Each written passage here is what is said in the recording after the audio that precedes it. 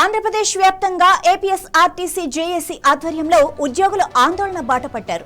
ఎర్ర బ్యాడ్జీలు ధరించి విధులకు హాజరైన సిబ్బంది డిపోల ఎదుట ధర్నాలు నిర్వహిస్తూ తమ డిమాండ్లను ప్రభుత్వం దృష్టికి తీసుకెళ్లారు. ఇందులో భాగంగా ప్రకాశం జిల్లా ఒంగోలులో కూడా ఏపీఎస్ఆర్టీసీ జేఏసీ ఆధ్వర్యంలో ఉద్యోగులు ఆందోళన చేపట్టారు. ఒంగోలు ఆర్టీసీ డిపో ఎదుట ఎర్ర బ్యాడ్జీలు ధరించి విధులకు హాజరైన సిబ్బంది ధర్నా నిర్వహించి ఆర్టీసీ బస్సుల ప్రైవేటీకరణను వ్యతిరేకిస్తూ నినాదాలు చేశారు. ఆర్టీసీలో ఉన్న 10,000 ఖాళీలను వెంటనే భర్తీ చేయాలని, 11వ పీఆర్సీ బకాయిలను చెల్లించాలని, పెండింగ్ లో ఉన్న డీఎల్ను విడుదల చేయాలని ఉద్యోగులు డిమాండ్ చేశారు. తమ సమస్యలను ప్రభుత్వం తక్షణమే పరిష్కరించాలని కోరుతూ ఆందోళన కొనసాగించారు. రాష్ట్ర వ్యాప్తంగా అన్ని డిపోల్లో నిరసన ధర్నా కార్యక్రమాలు ఏర్పాటు చేయడం జరిగింది. అందులో భాగంగా ఈ ఒంగోలులో కూడా ఈ నిరసన కార్యక్రమం జరుగుతూ ఉంది. ఇందులో భాగంగా ఇప్పుడే మా మిత్రుడు చెప్పినట్టు విద్యుత్ బస్సుల్ని ఆర్టీసీ వారి ద్వారాగానే ప్రవేశపెట్టాలని చెప్పి మేము డిమాండ్ చేస్తూ ఉన్నాం.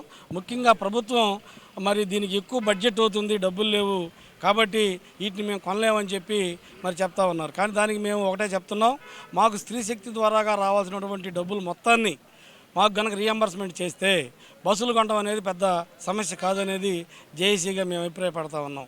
ఎందుకంటే మాకు 300 కోట్ల రూపాయలు ప్రతి నెల రావాల్సి ఉంటే 160 కోట్ల రూపాయలు మాత్రమే ఇస్తామన్నారు. అంటే 140 కోట్ల రూపాయలు ఇంకా మాకు రావాల్సి ఉంది ఈ స్త్రీ శక్తి డబ్బులు. అవి వస్తే కనీసం నెలకి మేము మొత్తం ఈ 3,000 కోట్ల రూపాయలు మరి వచ్చే పరిస్థితి ఉంది. కాబట్టి అవి పెట్టి మేము ఖచ్చితంగా బస్సులు కొనగలమని చెప్పి ఈ సందర్భంగా తెలియజేస్తా ఉన్నాం. రాష్ట్ర ప్రభుత్వం పినాకిల్ కంపెనీతో చేసుకున్న విద్యుత్ బస్సుల ఒప్పందాన్ని రద్దు చేసుకోవాలనేది మా ప్రధానమైన డిమాండ్. పినాకిల్ కంపెనీ కన్నా ఆర్టీసీకి ఎక్కువ సామర్థ్యం ఉందని మేము తెలియజేస్తా ఉన్నాము. ప్రైవేటు విద్యుత్ బస్సులు కాదు, అవి ఆర్టీసీ విద్యుత్ బస్సులుగా ఇక్కడ అడుగు పెట్టాలనేది మా ప్రధానమైన డిమాండ్. ఇదే సందర్భంలో ఇలాగే ఈపాటికి మూసివేసిన Mangalam depot, Nellore 2 depot, Guntur 2 depot, Vidyadharma డిపోలను కూడా వెంటనే తెరిపించాలి. వీరు మూసేయాలనుకుంటున్న మరో 15 డిపోల ప్రతిపాదన కూడా విరమించుకోవాలనేది మా ప్రధానమైన డిమాండ్. ఇకపోతే డబ్బులకు సంబంధించి కేంద్రం 20,000 కోట్ల రూపాయలు సబ్సిడీ కింద, విపుల్ క్యాప్ ఫండింగ్ కింద ప్రైవేట్ కంపెనీలకు ఇస్తూ ఉంది. ఆ 20,000 కోట్ల రూపాయలు ఆర్టీసీకి ఇవ్వాలని మేము డిమాండ్ చేస్తున్నాం.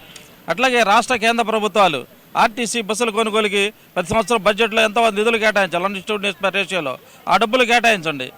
ఆర్టీసీకి బస్సులు కొనడానికి పర్మిషన్ ఇస్తే చాలు, ఆర్టీసీ బస్సులు కొనగలదు.